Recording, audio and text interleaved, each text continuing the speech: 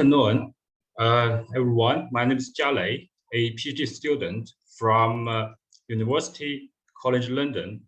The topic of my research is about design modeling for soft robots with reinforcement chambers and to explore its medical applications.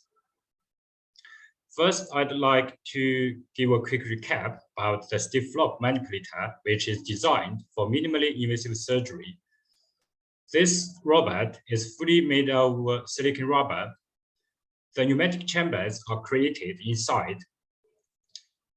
It can achieve bending and elongation once it is activated, and a central working channel is preserved to attach medical devices, for instance, the camera attached here. So specifically, in minimally invasive surgery, those soft and rigid instruments are inserted through patient's body via these small openings known as trocar.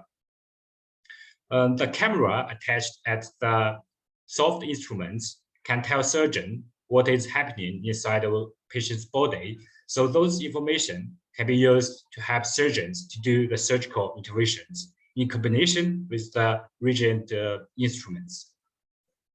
Coming back to the design of such fluidic-driven manipulators, basically there are mainly three ways. The first is to activate the robot directly, but as shown in this figure, the ballooning effect is inevitable, and this will introduce inconsistency and limit the maximum motion capability of the robot.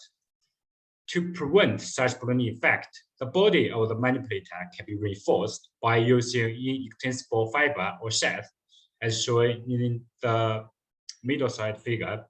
But the chamber it is still possible that the chamber can expand, especially when there's a central working channel.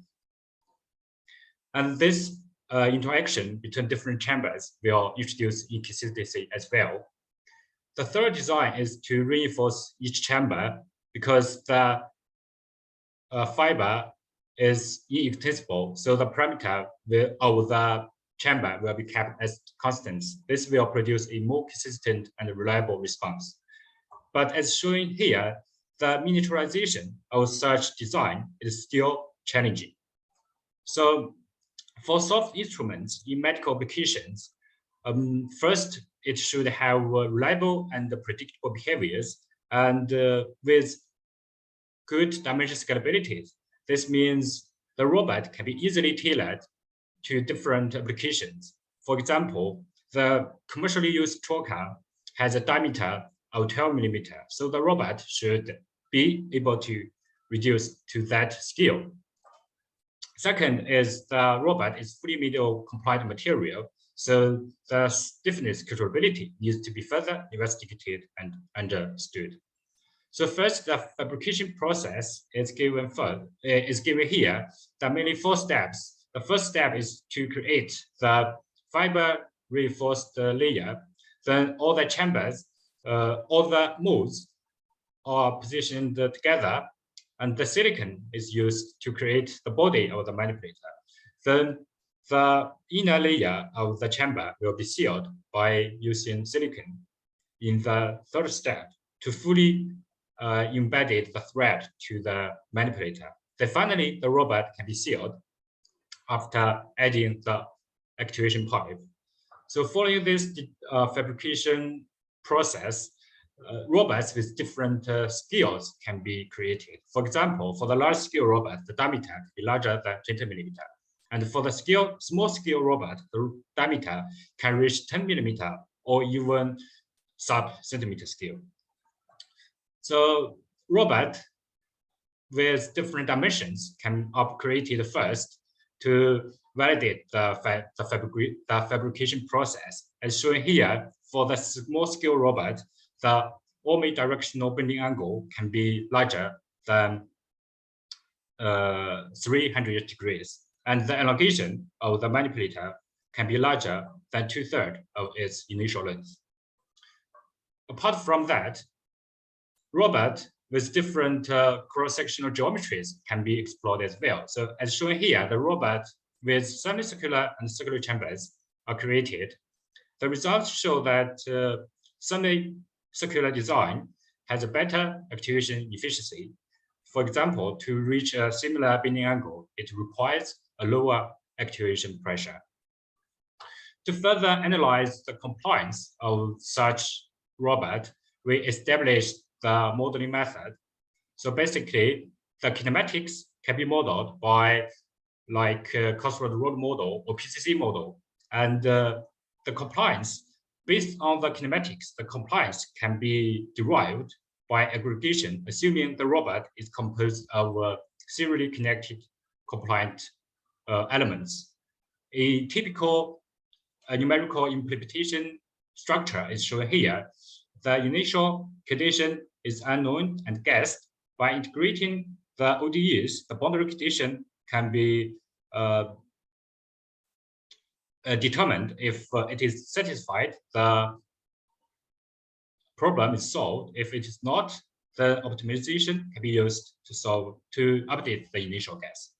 So this is the validation. Like for bending, the robot is actuated to have a bending motion, and we can see different kinematics model can be used to simulate this response. And the results show that the bending angle, the response is nonlinear, and the proposed method can consider this non-linearity. And the smallest RMSE error of the bending angle can be smaller than 4 degrees. Apart from that, the compliance can also be analyzed. For example, the robot can be actuated to different configurations. For instance, showing here, colored in blue. When additional force is applied at different position of the robot, the deflection can be predicted based on the compliance model. So the difference between the blue and orange line is the deflection distance. Based on those information, the compliance along the manipulator, like how it distributes along the manipulator, and the different actuation pressure can be plotted. And this value is related to the initial flexural compliance values. And finally, I'd like to talk about the medical applications. The first is to explore more applications in minimally invasive surgery based on the commercially used trocar. And another ongoing collaboration work is to use the soft manipulator for cancer diagnosis. For example, the suction pump is feeding through the manipulator to collect the samples of the organs. And those samples can be analyzed by the mass spectrometer to determine if the cancer exists or not. That's all for my presentation, and thanks for listening. I'd like to take any questions.